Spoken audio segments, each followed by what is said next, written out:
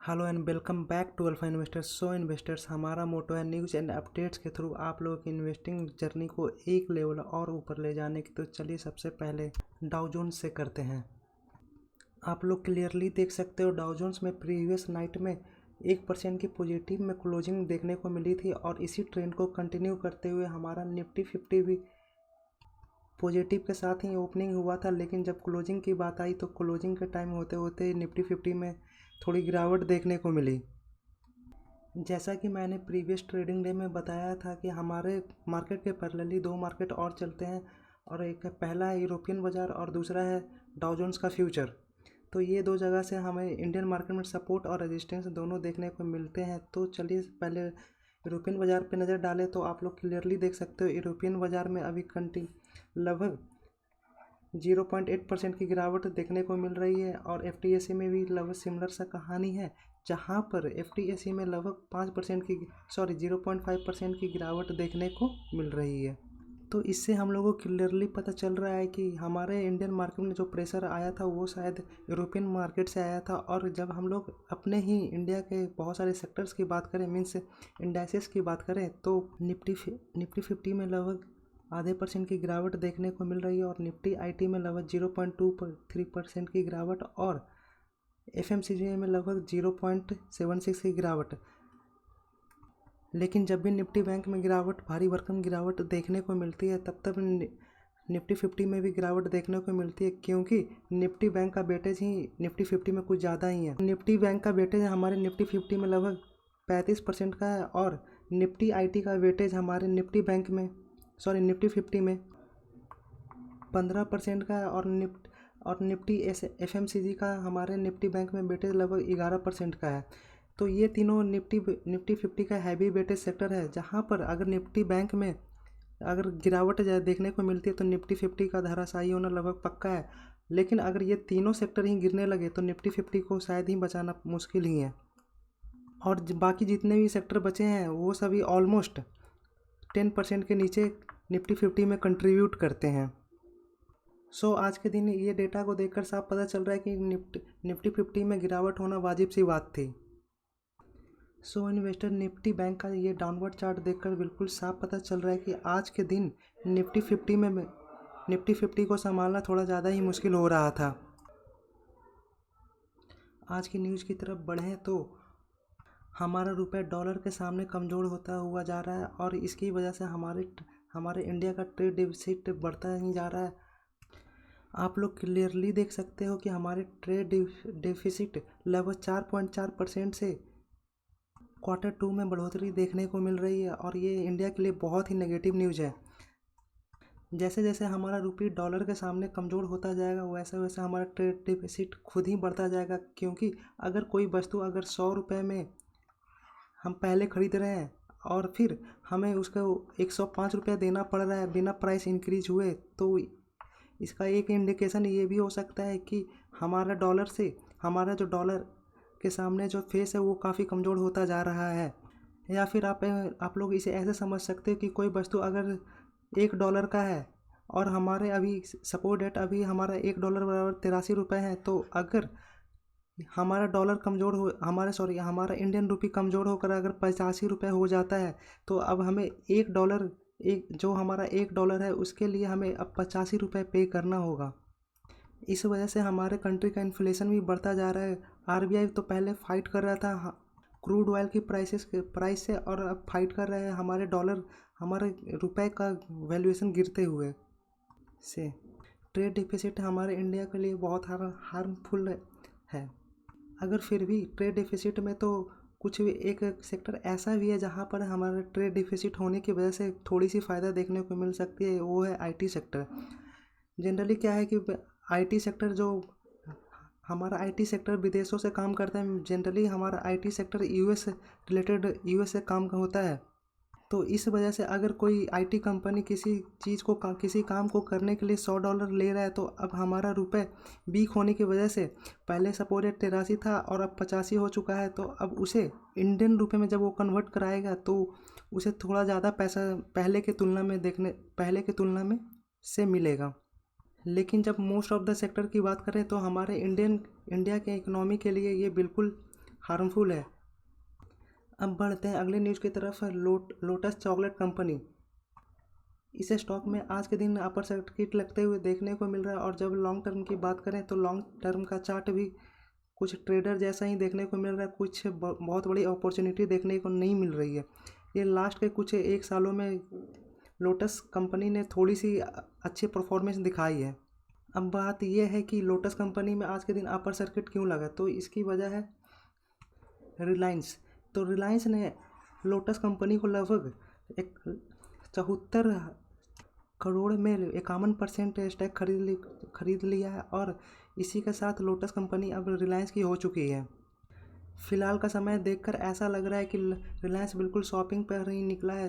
कुछ ही टाइम पहले एक और न्यूज़ आ रही थी जहां पर Reliance metro cash and carry को एक्वायर कर लिया था और अब लोटस चॉकलेट को। और थोड़ी सी पहले की थोड़ी ज़्यादा पीछे की नज़र डालें तो रिलायंस थोड़े समय पहले बिग बाज़ार को ही कम्प्लीटली एक्वायर कर चुका था। तो ये सब देखकर साफ पता चल रहा है कि रिलायंस कितना हैवली या फिर एग्रेसिवली अपने आप को एक्सपेंड कर रहा है। तो रिलायंस में आने वाले फ्यूचर पोटेंशियल की तो कोई बिल्कुल लाजवाब ही कह सकते हैं। अगला स्टॉक आइसर मोटर है। तो आज के दिन आइसर मोटर में लगभग 1.5% की गिरावट देखने को मिली है। और आइसर मोटर अपने ईवी व्हीकल को लाने के लिए विदेशी कंपनियों के साथ एक्विजिशन और उस कंपनी में लगभग 10% का स्टॉक खरीदकर अपने ईवी सेक्टर में भी पाँव जमाने की कोशिश कर रहा है।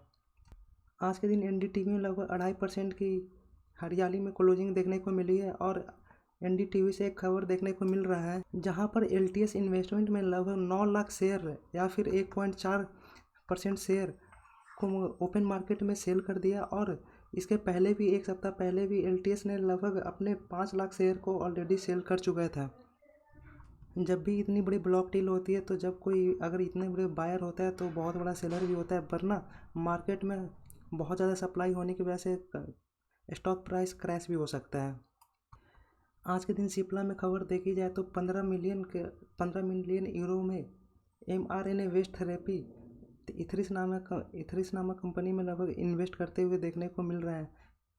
और अगली खबर की बात करें तो एचजी इंफ्रा, आज के दिन एचजी इंफ्रा में लगभग 8% की तेज़ी तक देखने को मिली थी। और इसके पीछे मिलती हुई खबर ये है कि हरियाणा रोड प्रोजेक्ट की तरफ से लेटर ऑफ अवार्ड मिला था और दूसरा 997 करोड़ का एक प्रोजेक्ट एचजी इंफ्रा ने जीता है। लेकिन जब बात करें लॉन्ग टर्म की तो लॉन्ग टर्म में इंफ्रा एक अच्छा इन्वेस्टिंग नहीं है, क्योंकि लॉन्ग टर्म की जब भी जितने भी मैक्सिमम कंपनियां लॉन्ग टर्म में इंफ्रास्ट्रक्चर वाली जो भी कंपनी है अपने इन्वेस्टर को बहुत ज़्यादा रुपए कमा कर नहीं दे पाते हैं और या फिर बिल्कुल न्यूट्रल सा ही रहते हैं। तो हम लोग मार्केट में इतना रिस्क लेकर मनी को मल्टीप्लाई करने आए, ना कि खुद को कांस्टेंट रखने के लिए या फिर छोटी मोटी वेल्थ क्रिएशन के लिए। चलिए अब कुछ फंडामेंटल स्टॉक की तरफ नज़र डालते हैं जिसमें कि फ्यूचर पोटेंशियल और अभी के टाइम में काफ़ी ज़्यादा गिरावट हो रखी है। तो अगर आप लोग चाहो तो अपनी स्टडीज़ के हिसाब से इन कंपनी में खुद का पोजीशन डिसाइड कर सकते हो। तो पहली कंपनी है आरती इंडस्ट्री। एक सालों में आरती इंडस्ट्री लगभग 40% की गिरावट देखने को मिल रही है। और जहां पर अगर टॉप की बात करें तो अप्रॉक्स बोल सकते हैं 45 से 50% की गिरावट देखने को मिल रही है। फंडामेंटल स्ट्रॉन्ग कंपनी का मीनिंग ऐसा नहीं होता है कि वो कभी गिरेगा नहीं, वो गिरेगा तो ज़रूर लेकिन वो कमबैक भी बहुत ज़बरदस्त करता है। अगर इसकी लॉन्ग टर्म की चार्ट देखें तो बिल्कुल स्मूथ सा ऊपर जाता हुआ देखने को मिल रहा है और ये बिल्कुल एक इन्वेस्टर्स की चार्ट है। तो ऐसी कंपनी में अपनी पोजीशन कंटिन्यू कर सकते हैं। और ये हाल के टाइम में ही खुद को डीमर्ज किया था, जहां पर आरती ड्रग्स खुद के अंदर से आरती ड्रग्स और आरती केमिकल को अलग किया था। और आरती केमिकल ही आज आरती इंडस्ट्री के नाम से मार्केट में ट्रेंड कर रही है। और दूसरी कंपनी आरती ड्रग्स जो कि आरती इंडस्ट्री से ही अलग हुई थी। और जैसा कि आप लोग क्लियरली जानते हो कि अभी के टाइम में केमिकल के सेक्टर में काफ़ी प्रेशर देखने को मिल रहा है, जिस वजह से अभी के टाइम में केमिकल सेक्टर में काफ़ी ज़्यादा पिटाई हो रही है। तो वॉरेन बफेट की वो line always invest in fear, तो इस कोट के हिसाब से हमें अभी ये बिल्कुल सही समय है कि ऐसे कंपनियों में खुद का स्टेक बढ़ाएं और फिर लॉन्ग टर्म में एक अच्छी सी कैप्टन गेन का मौका पाएँ। तो ये पहली कंपनी रही आरटी इंडस्ट्री जिसमें आप स्टडी करके अपनी पोजीशन बना सकते हो और अगली कंपनी की तरफ बढ़ें तो इन्फोसिस है। और इन्फोसिस किसी परिचय का मोहताज नहीं है। इन्फोसिस में देखा जाए तो बिल्कुल टॉप से अभी के टाइम में लगभग 20-25% की गिरावट देखने को मिल रही है और ऐसे कंपनियों में आप बिल्कुल इन्वेस्ट करके लॉन्ग टर्म के लिए आगे बढ़ सकते हो। किसी भी कंपनी का अगर फंडामेंटल स्ट्रॉन्ग है तो इसका मीनिंग ये नहीं होता कि वो कंपनी कभी नीचे नहीं आएगी, वो आएगी तो ज़रूर, लेकिन उसकी कमबैक भी बहुत ज़बरदस्त होती है। अगली कंपनी की तरफ बढ़े तो मदरसन सुमी अपने 1 सालों में लगभग 50% की गिरावट दिखा चुका है और लगभग 5 सालों की बात करें तो ये एक ऐसी कंपनी है जो इसकी साइज़ ही इसकी सबसे बड़ी प्रॉब्लम है, क्योंकि मदरसन सोमी की जो साइज़ है ये पूरी दुनिया में ही फैल रखी है। मीन्स ये बहुत ही ज़्यादा बड़ी कंपनी है और इसकी साइज़ की वजह से इसमें काफ़ी प्रॉब्लम देखने को मिलता है, क्योंकि हर एक कंट्री में एक कुछ ना कुछ ऑलमोस्ट टाइम में कुछ ना कुछ प्रॉब्लम चलता रहता है, जिस वजह से मदरसन सोमी में थोड़ी बहुत पिटाई होती ही रहती है। लेकिन जब लॉन्ग टर्म की बात करें तो मदरसन सोमी आप लोग देख सकते हो 5 सालों में मैक्स में लगभग 92,000% की वेल्थ क्रिएट करके अपने इन्वेस्टर के हाथों में दिया है। आप लोग ये सोच रहे हो इस ये तो बिल्कुल ट्रेडर वाली ही चार्ट देखने को मिल रही है, इतना ज़्यादा अप्स एंड डाउन। तो ये 2018 में एक पॉलिसी आई थी जिसमें जितने भी ऑटो के स्टॉक थे उसमें बहुत ज़बरदस्त पिटाई देखने को मिली थी और उसके बाद ये जैसे जैसे सब कुछ नॉर्मल होता गया ये दोबारा उठा और फिर कोविड ये सब की वजह से ये मार्केट में नीचे ट्रेड कर रहा है।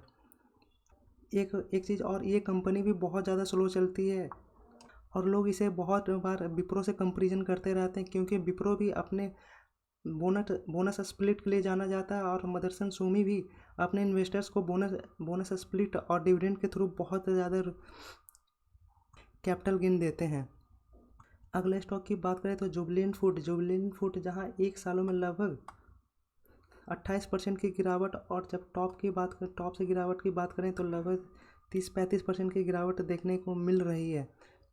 अगर आपको ऐसा लगता है कि फ्यूचर में पिज़्ज़ा खाना लोग बंद कर देंगे तो आप लोग बिल्कुल जुबिलेंट फूड को स्किप कर सकते हो, लेकिन अगर आपको इस बात पे कन्विक्शन है कि लोग कुछ भी हो जाए पिज़्ज़ा खाना नहीं छोड़ेंगे, और इसके दूसरी तरफ की बात करें तो इसके बैलेंस शीट में भी काफ़ी ज़्यादा पोटेंशियल देखने को मिल रहा है।